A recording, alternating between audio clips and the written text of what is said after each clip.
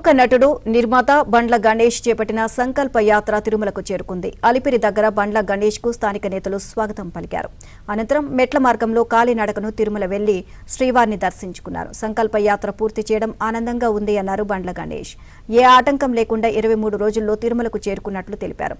ఇది తన జీవితంలో అద్భుతమైన ఘట్టమని భావోద్వేగానికి గురయ్యారు.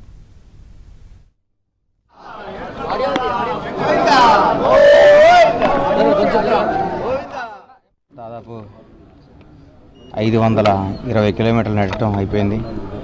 అలిపిరి ద్వారా ప్రయాణం స్టార్ట్ చేశాను. స్వామివారి దయతో తిరుమల చేరుకొని రేపు ఉదయం స్వామివారిని దర్శించుకొని స్వామివారి మొక్కు చెల్లించుకోవడం జరుగుతుంది.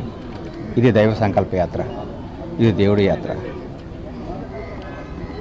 దారి పొడుగున ప్రోత్సహించిన ప్రతి ఒక్కరికి నా హృదయపూర్వక ధన్యవాదాలు, కృతజ్ఞతలు.